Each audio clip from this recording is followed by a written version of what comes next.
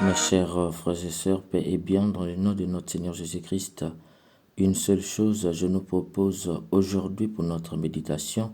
Sors du christianisme de fer, rentre dans celui des lettres. Dans l'évangile, Saint Matthieu nous dit, les disciples s'étaient rassemblés autour de Jésus sur la montagne. Il leur disait, vous avez appris qu'il a été dit, tu aimeras ton prochain et tu haïras ton ennemi. Dans ce fragment, Jésus est sur la montagne. Chez Saint Matthieu, la montagne est un lieu très important. Pour Saint Matthieu, il est le lieu de la théophanie, c'est-à-dire de la manifestation de Dieu. Il est le lieu de la kratophanie, c'est-à-dire de la manifestation du pouvoir de Dieu. C'est là que Dieu se dévoile et se donne. C'est le lieu de la double rencontre et de la double accoutumance. Dieu vient rencontrer l'homme, l'homme vient rencontrer Dieu. Dieu s'accoutume à vivre avec l'homme et l'homme s'accoutume à être avec Dieu. Du coup, par la montagne, Saint Matthieu nous renvoie directement au mont Sinaï où Dieu se révèle et se donne à Moïse à travers le don de la loi. Signalons aussi que Saint Matthieu vise dans son évangile présenter Jésus comme le plus grand que Moïse. Si Moïse reçoit la loi sur la montagne de Dieu, Jésus lui-même donne la loi. Par conséquent, il est plus grand que Moïse. Et s'il est plus grand que Moïse, alors il n'y a pas de doute, il est vraiment Dieu. Voilà le but de Saint Matthieu. Cependant, dans cet évangile, Saint Matthieu nous dit que Jésus disait à ses disciples, vous avez appris qu'il a été dit, tu aimeras ton prochain et tu haïras ton ennemi. Ici, Jésus nous renvoie directement au livre de Lévitique, au chapitre 19, le verset 18. Tu ne vengeras point et tu ne garderas point de rancune contre les enfants de ton peuple. Tu aimeras ton prochain comme toi-même. Nous voyons clairement que nulle part il a été dit tu haïras ton ennemi. D'où est venu le fait que Jésus ajoute à la proposition tu aimeras ton prochain, tu haïras ton ennemi? Jésus a-t-il voulu mentir sur la parole de Dieu? La réponse est tout simplement non. Pourquoi Jésus a ajouté « tu haïras ton prochain » ? Qui avait donc appris cela à ses disciples? En fait, tout est parti de l'exégèse de ce fragment de Lévitique 19, le verset 18. Les rabbins, les docteurs de la loi et les pharisiens se demandaient qui était le prochain qu'il fallait aimer selon la recommandation de Lévitique 19, le verset 18. Étant donné qu'en hébreu, le mot aimer et haïr proviennent de la même racine, la question s'est posée. L'auteur sacré avait-il voulu dire aimer ou haïr? D'ailleurs, ils avaient également buté sur le mot kara en hébreu qui signifie en français lire et déchirer, puisque lire et déchirer en hébreu proviennent du même racine kara. Lorsque, par exemple, l'auteur sacré écrit « Le roi Kara le livre », est-ce que par Kara, il avait voulu dire que le roi avait lu le livre ou il avait déchiré le livre? Telles étaient les difficultés auxquelles étaient confrontés ceux qui interprétaient la parole de Dieu. De ce fait, ayant buté au problème d'interprétation, ils avaient déduit que l'auteur sacré avait voulu dire « Tu aimeras ton prochain, c'est-à-dire le juif, et tu aimeras le moins celui ou celle qui n'est pas juif. » Ainsi donc, Jésus porte sa remarque sur cette mauvaise interprétation et remet les disciples dans la vérité de ce que Dieu avait révélé à Moïse. Tu aimeras ton prochain. Point. Lévitique 19, le verset 18. Cependant, Jésus va plus loin dans l'exégèse. Le prochain n'est pas seulement le juif, mais tout homme dans le besoin. D'où il ajoute, et moi je vous dis, aimez vos ennemis et priez pour ceux qui vous persécutent. Ici, Jésus met la barre haute. Le prochain, c'est ton ennemi. Mes chers frères et sœurs, je ne sais pas si vous percevez la gravité de ce que Jésus révèle ici à travers cette explication qu'il donne de ce fragment de Lévitique 19, le verset 18. Le prochain n'est plus seulement ton ami, ton parent. Le prochain, c'est ton ennemi. Celui qui t'a violé, c'est lui ton prochain. Celui qui t'a calomnié, c'est lui ton prochain. Celui qui t'a livré, celui qui a porté atteinte à ta vie, c'est lui ton prochain. Or, Un ennemi, c'est celui qui ne pense qu'à vous faire du mal. Et Jésus dit ici, ton prochain, c'est lui. Tu dois l'aimer.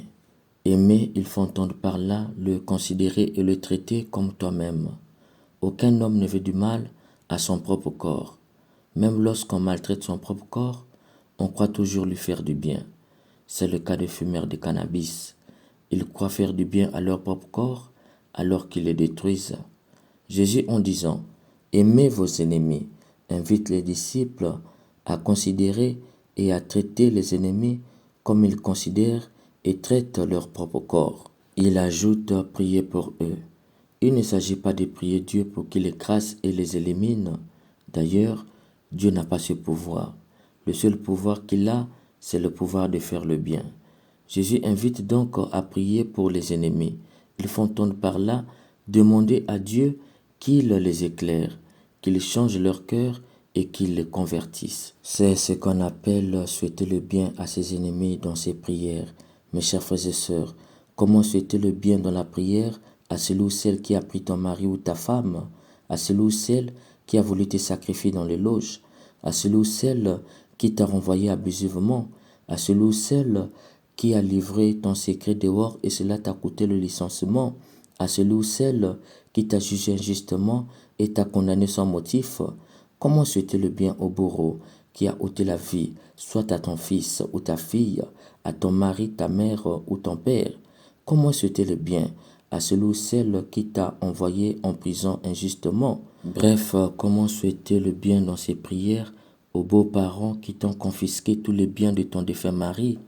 Jésus a conscience que cela n'est pas facile, c'est pourquoi il ajoute une bénédiction à qui le fait, afin d'être vraiment le fils de votre Père qui est dans les cieux. Jusqu'ici, dans le judaïsme, le juif priait contre les ennemis.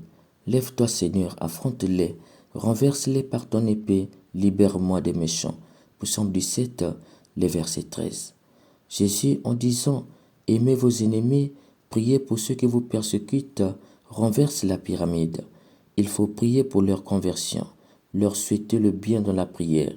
Pour Jésus, qui le fait, n'est pas seulement enfant de Dieu, il est vraiment enfant de Dieu. Il faut entendre par là qu'il devient le Père des cieux sur la terre. Jésus, en disant « Aimez vos ennemis, priez pour ceux qui vous persécutent, afin d'être vraiment le Fils de votre Père qui est dans les cieux », nous invite de passer du christianisme de faire au christianisme de l'être. Nous ne sommes pas chrétiens lorsque nous passons notre temps à faire des choses pour Dieu.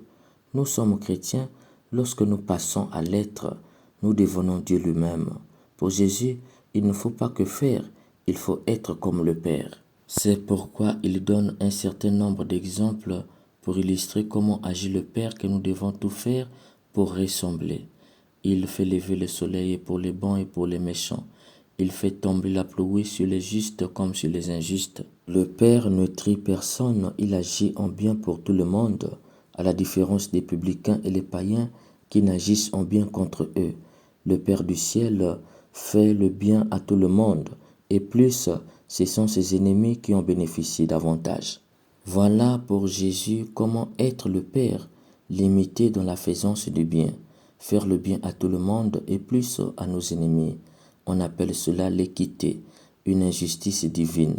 Accorder beaucoup d'amour à son ennemi plutôt qu'à celui qui n'est pas votre ennemi.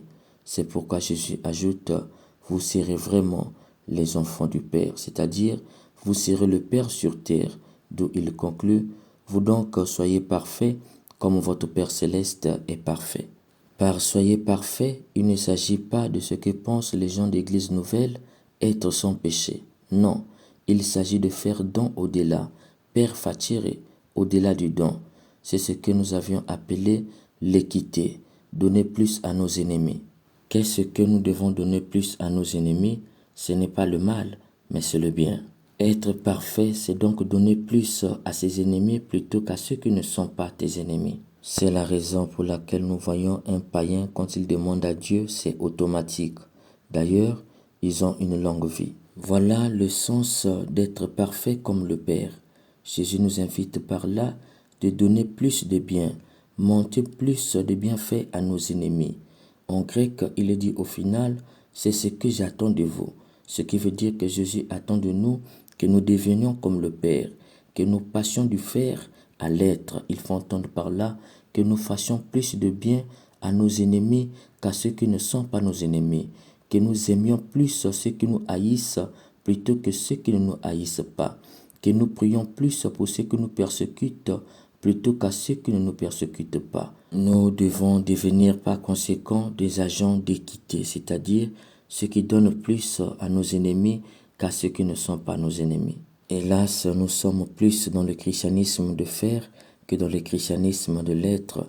Nous passions notre temps à faire des choses pour Dieu plutôt qu'à devenir comme Dieu. Faire, il faut entendre par là parler. C'est l'avènement des chrétiens accro au verset biblique. Être, il faut entendre par là imiter. C'est l'avènement des chrétiens qui deviennent eux-mêmes le verset biblique vivant. Quand te voyons vivre, qu'on retrouve le verset biblique incarné en toi. Il ne s'agit pas de les répéter à longueur de journée comme des perroquets, il s'agit de devenir soi-même un verset biblique. Hélas, aujourd'hui, il y a ceux qui ont beaucoup de versets bibliques dans la tête, mais leur vécu contredit les versets en eux. D'où il y a ceux qui disent « tous les catholiques iront en enfer ». Ils nous envoient en enfer pour le simple fait que nous sommes catholiques et prétendent le faire au nom de Jésus. Ont-ils compris Jésus? Ont-ils lu cet évangile? Savent-ils que c'est nous qu'ils devraient beaucoup aimer et beaucoup aider puisqu'ils nous considèrent comme leurs ennemis? Toi qui es catholique, va chez eux demander un travail. Si tu ne te convertis pas à leur mode de foi, ils ne te donneront pas. Soit tu te convertis et ils te donnent, ou tu ne te convertis pas et ils ne te donnent pas. Ont-ils vraiment compris qui est Jésus? Savent-ils qu'ils doivent beaucoup prier pour nous puisqu'ils nous considèrent comme leurs ennemis? Cher bien-aimé, toi qui es catholique, ne sois pas qu'un simple enfant de Dieu, sois vraiment enfant de Dieu, c'est-à-dire aime tes ennemis, souhaite-leur le bien. S'ils viennent, accueille-les et donne-leur plus qu'ils n'espéraient avoir de toi. Montre-leur que tu n'es pas seulement enfant du Père, mais pour eux qui sont tes ennemis, tu es aussi leur Père. Alors donne-leur au-delà de ce qu'ils méritent. Cher bien-aimé, sors dans le christianisme de faire et rentre dans le christianisme de l'être, qui dans le christianisme de faire fait des choses pour plaire à Dieu, mais qui dans le christianisme de l'être devient à la fois la terre, l'eau et l'air. Il devient la terre parce que la terre ne dit jamais « je refuse les méchants ». Lorsqu'on enterre tout le monde, la terre reçoit tout le monde. Il devient l'eau parce que l'eau ne refuse pas de désaltérer les méchants. Elle désaltère tout le monde, les bons comme les méchants. Il devient l'air parce que l'air ne dit jamais « je refuse de donner la vie aux méchants ». L'air donne la vie à tout le monde, les bons et les mauvais. C'est pour te dire, cher bien-aimé, tout le monde peut être enfant de Dieu par le baptême, mais tout le monde n'est pas vraiment enfant de Dieu. C'est pourquoi il y a ceux qui sont dans le christianisme de faire et ceux qui sont dans le christianisme de l'être. Et Jésus t'invite aujourd'hui de rentrer dans le christianisme de l'être. Qui rentre dans ce christianisme de l'être devient vraiment enfant de Dieu. Et c'est ce que Jésus attend de nous, que nous devenions vraiment enfants de Dieu. Puisse l'Esprit Saint nous aider à sortir du christianisme de faire, celui du succès, de la haine des ennemis, de la complaisance, de la récitation de versets bibliques, au vrai christianisme, celui de l'être qu'il a créé, pour que nous soyons des agents d'équité et par la pratique de cette vertu d'équité, nous devenions des vrais enfants de Dieu. Amen.